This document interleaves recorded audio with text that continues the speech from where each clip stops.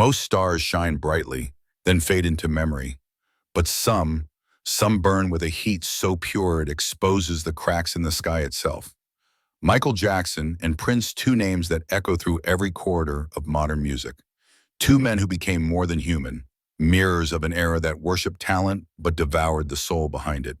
Their rivalry wasn't just about chart positions or awards. It was about survival, about what happens when two black prodigies stand before a system built to exploit their genius, then try to own it. Imagine this, the 1980s, America trembling under the neon weight of its own excess. MTV was becoming a new kind of altar, and music, especially black music, was being remade, rebranded, and resold. Michael Jackson was the perfect star for this new machine, Arnie's. Dazzling, disciplined, a vessel of perfection sculpted by fear and longing. Prince, on the other hand, was chaos personified, erotic, defiant, uncontainable. Where Michael sought transcendence through control, Prince found liberation in rebellion.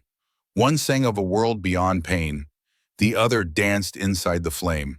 But the industry, the invisible hand of power, knew how to turn art into war. They fed the press, framed the story. Michael versus Prince, two black men, too talented to coexist, forced into opposition because peace between them would have meant unity. And unity is dangerous when it's powerful, creative, and black. Michael's Thriller era was immaculate. The moonwalk, the glove, the sound that made pop music eternal. Yet behind the sheen of his smile lay an ache that couldn't be choreographed. He was trapped between two worlds, loved globally, but never truly seen for what he was. A black man navigating fame in a system that rewarded him only when he softened his reflection. Every transformation, every surgery, every whisper of his skin color wasn't vanity. It was survival through distortion. Prince watched from the other side, in his purple world of funk and freedom, scorning conformity. He wore lace and leather, blurred gender lines, and sang about pleasure with the intensity of a preacher in heat. To the industry, Prince was dangerous, too independent, too sensual, too in control of his own masters. He demanded ownership of his work, his image, his name. He fought for the autonomy every artist secretly dreams of, and in doing so he drew the line Michael could never fully cross. You might think it was ego. The tabloids certainly did. They wanted a feud, a headline war, but in truth their rivalry was spiritual. The story of two black kings battling not each other, but the machine that turned their gifts into cages. When Prince refused to appear in We Are the World, the media branded him arrogant. When Michael outbid Paul McCartney for the Beatles catalog, he was called greedy. Yet both men were doing the same thing, trying to reclaim the power that history had denied their ancestors. It wasn't about competition, it was about ownership. It was about rewriting what it meant to be a black artist in a white-owned empire. But what happens when the gods of sound begin to realize they're being used as symbols in a war they didn't start? Michael's public persona fractured, one moment radiant, the next reclusive. Prince painted slave on his cheek and renounced his own name, two mirrors reflecting the same truth. That fame, when filtered through the machinery of race, becomes a battlefield of identity. Michael's body bore the weight of perfection, every movement rehearsed, every note sculpted for divine symmetry.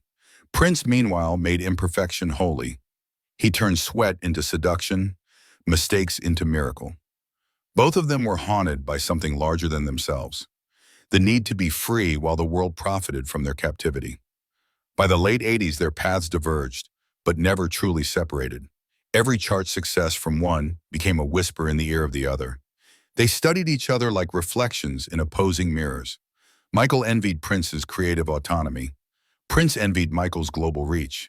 But beneath those differences lay the same pulse, the ache of being too powerful for an industry that wanted ownership, not liberation. And you, the listener, the witness, were never supposed to see that the industry needed you to believe it was a simple rivalry. Two egos colliding, two stars competing for the same throne. But the truth was darker. There was no throne, only a cage gilded with platinum records. Both men would soon discover what happens when you try to outshine a system built to dim you. Because when you become bigger than the narrative turns on you. By the time the world had crowned Michael the King of Pop and Prince the Purple One, the battle wasn't between them anymore. It was between the men they truly were and the gods they were forced to become. Fame for both had become a kind of spiritual warfare. Michael wore it like a wound hidden under silk. Prince wielded it like a blade dipped in rebellion, and yet both were chained by the same invisible strings. The record labels, the gatekeepers, the cultural expectations that measured their worth by sales and spectacle, not by soul. You see, the industry never wanted two free black geniuses. It wanted one myth and one casualty. It wanted to turn talent into competition, authenticity into commerce.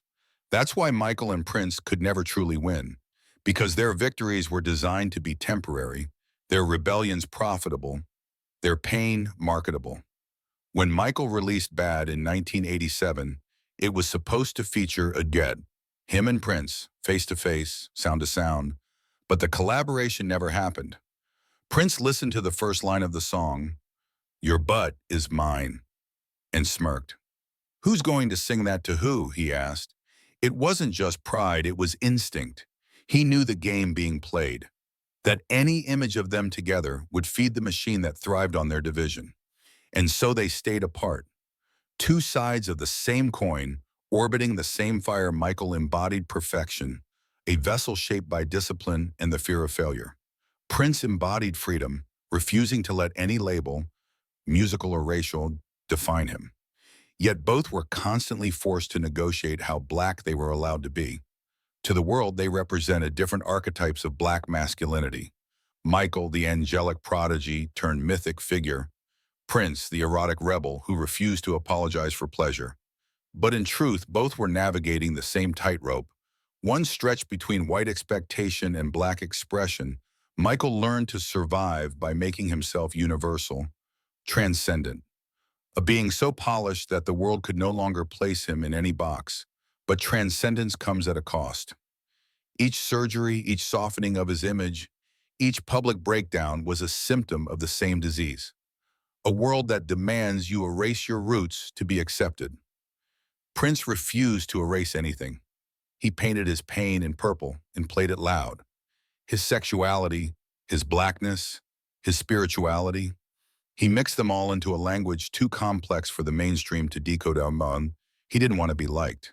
He wanted to be free. And that frightened people. Freedom always does. You might wonder, why didn't they ever unite? Why didn't two of the most revolutionary black artists stand together hand in hand against the very system that used them?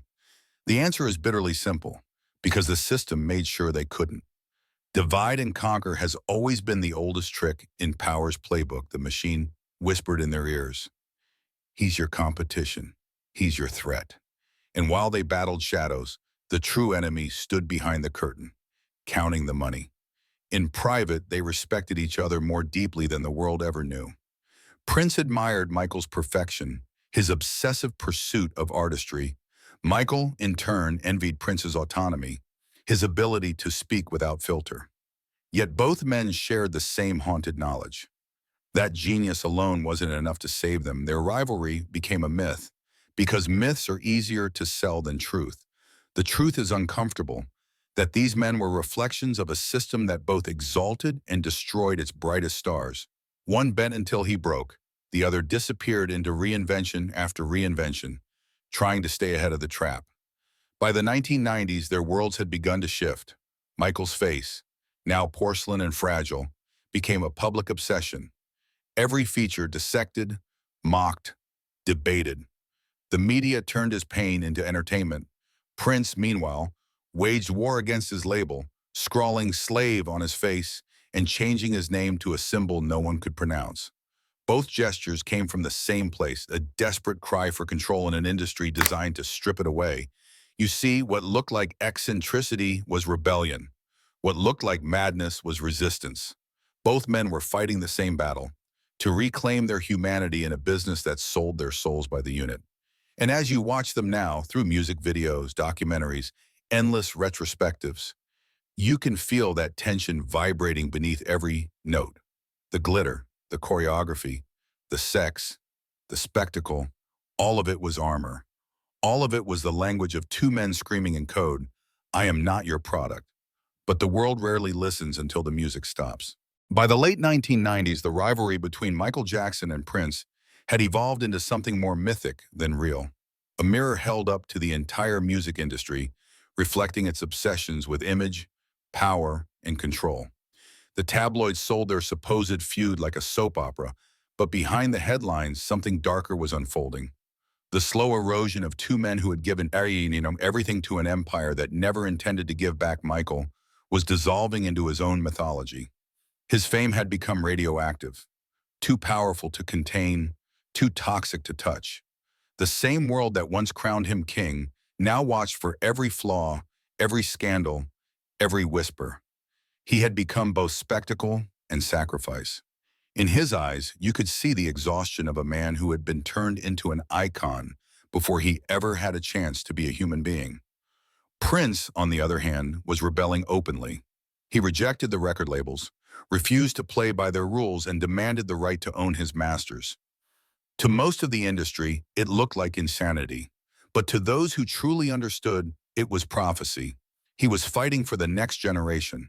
For every black artist who'd ever been told their genius was property, their art a commodity, their identity negotiable.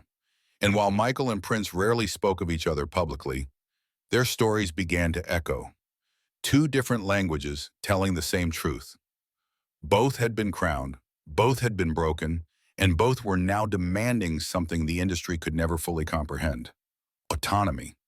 You might think of them as opposites, one moon, one sun, but the truth is that they orbited the same darkness. Michael wanted love that didn't come with conditions. Prince wanted freedom that didn't come with punishment. Both learned that in the world of fame, those desires were revolutionary acts. Fame for them was never just attention. It was a test, a trial by fire designed to see how much of your soul you could surrender before the crowd stopped clapping. And if you look closely, you can see that trial written across their bodies. For Michael, it was the slow transformation, the skin that no longer looked like his own, the face sculpted into something unrecognizable. For Prince, it was the endless metamorphosis, the costumes, the personas, the names, each one a shield against being consumed. There's a haunting truth hidden in that. When a black artist becomes too powerful, the system finds a way to fracture them, to make their genius seem like madness, their truth like controversy. Both men experienced that cycle, both refused to bow, and yet even their defiance was twisted into myth. Prince was labeled difficult. Michael was labeled fragile. But what they truly were revolutionaries. One fought his war through sound and sensuality, the other through dance and devotion. And behind every note, every performance, was a war against erasure, against a world that loves black culture but fears black power. You sitting there might think you know the story. You've seen the music videos, heard the gossip, watched the documentaries. But what you haven't seen is the loneliness that sits behind the lights.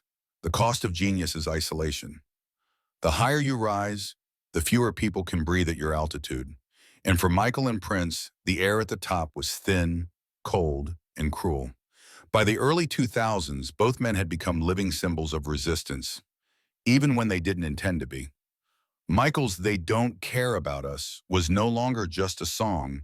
It was an indictment. Prince's war with Warner Bros. Became scripture for every artist trapped in corporate chains. They had been shaped by the machine, then turned against it, each in his own way, one through confrontation, one through transcendence.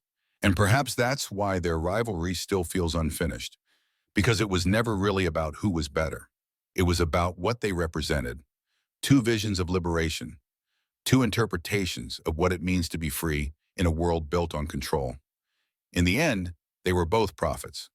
Michael preached love and unity through sound, trying to heal a planet that refused to listen. Prince preached self-possession, power, and truth through art, reminding the world that even in a system of exploitation, you can still own your soul. Their music was a form of rebellion disguised as rhythm. Their lives were cautionary tales written in melody and pain. And when you listen to them now, decades later, you can still hear the same heartbeat underneath.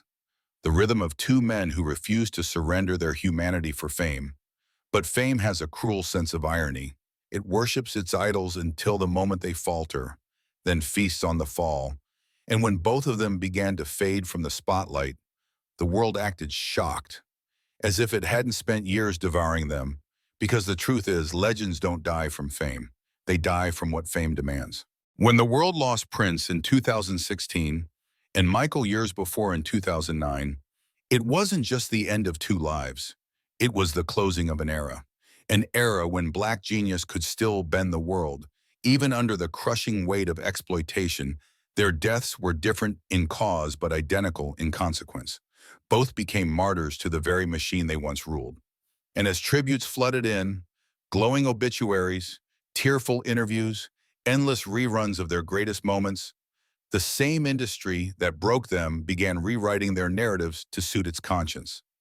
You could almost feel the hypocrisy humming through the air.